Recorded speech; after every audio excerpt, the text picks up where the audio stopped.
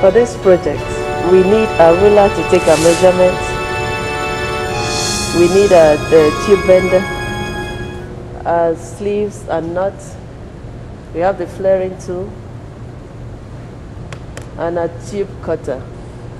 This is a project to do a rigid tube using aluminum alloy. And the student is going to show us how to cut. First of all, the project says take a measurement of 10 to 8 inches.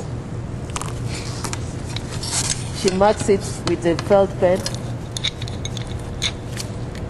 Then she uses her tube cutter.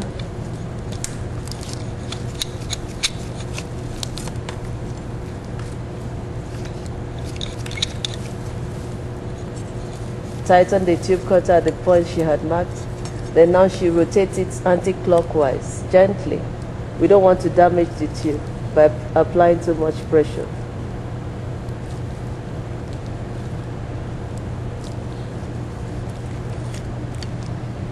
Okay. Thank you, that's a good one. So now we have, we've cut our tube. Is the edge smooth? Can you tell us, Esther, is the edge smooth? No, it's not smooth. So what will you do now? So we need to use the file. You file the edge. File the edges. Yes. Because that's the most important place, the joint, when making a rigid tube. Okay. Okay, so now we have the tube bender. Okay, you can see that we have 0.45 left and right side.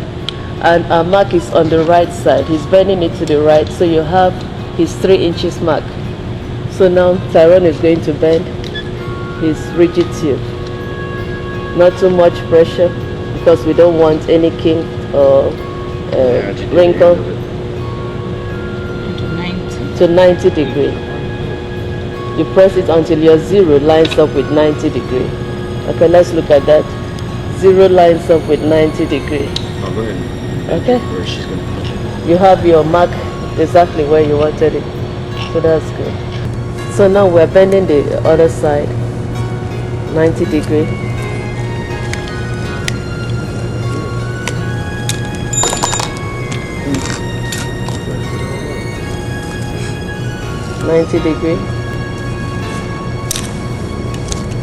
Okay.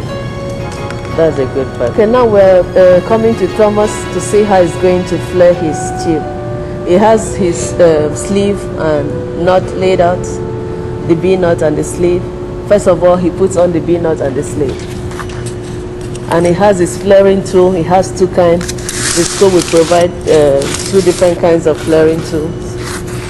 And he's going to show us, demonstrate to the class how we'll use the 2 kinds of flaring tools. He has his B-nut. First of all, he puts on the sleeve, then he puts on the B-nut. Our tube is 3/8, so he has to look for 3/8 position to put in the tube. And before you tighten it, you protrude it at least like a dime thickness. Because we don't want our flare to be too big. If it's too big, it will obstruct your nut, your B-nut from having a good connection.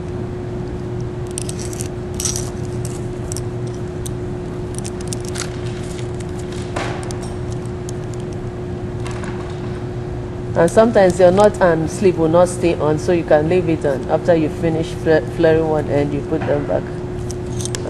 Okay? Okay, now you can use your flaring to attach the other flaring part.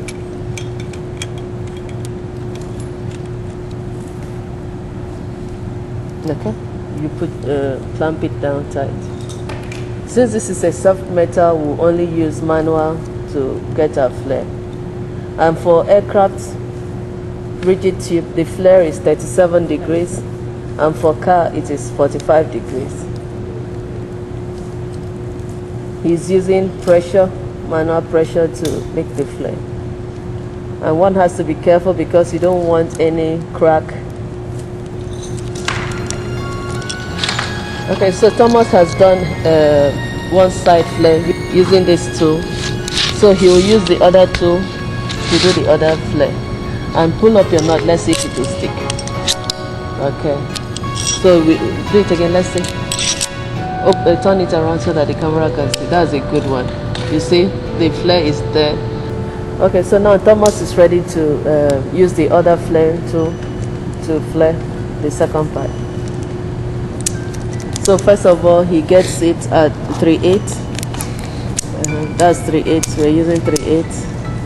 Okay. I don't know if you could see that, but 3/8. Then he puts its tube in there. Then this tool has a marker that you use to align to know how high your tube should project out of the flaring tube.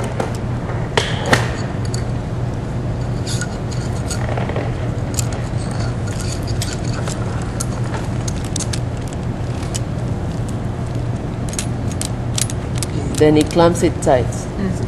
After he has gotten his height, he clamps it tight.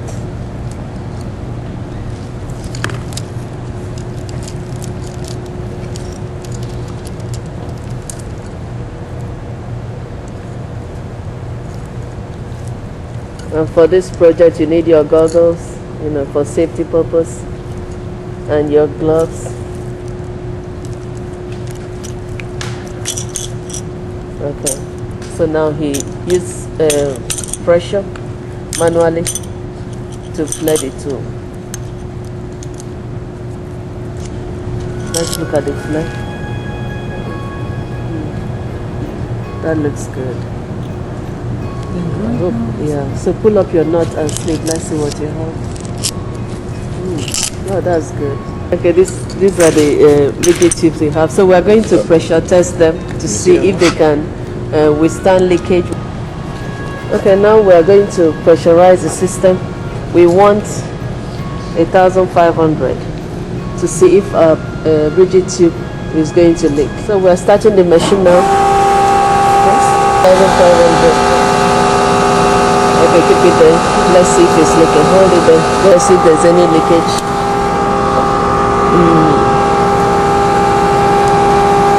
So far, no leakage. Esther has finished her rigid tube. You see, there is no leakage. Hydraulic in the test mill is from other job, but here there's no leakage. And she took it to 1,500. So she has depressurized the system. When she depressurizes the system, you see the arrow will go to 0. She has depressurized the system now. Okay.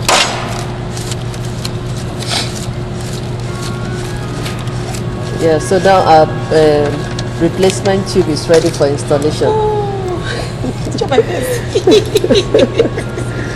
Okay, you are ready. Okay. So can you tell me your experience so far? Yes, so far I'm so glad that I can make a tube, I can bend and cut, and then thank God I've tested the flue line, it's not leaking. I'm happy that I'm getting it. Okay. So now we have Frank's rigid tube. He wants to test it.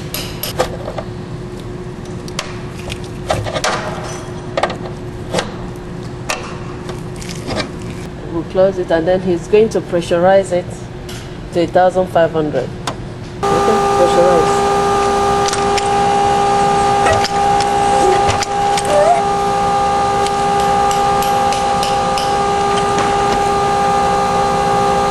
Okay, keep it there. Let's check for leaks. You can take it to 2,000 just to be extra sure. Okay, it's now 2,000 and we have no leak. That's a good job. Before you take out your tube, you depressurize the system. Yeah. So if you did not depressurize, by the time you are trying to take it out, you'll have spills all over. Because you don't want pressure in the system when removing any line. Okay? So that's good. So can you tell me now what's your experience so far?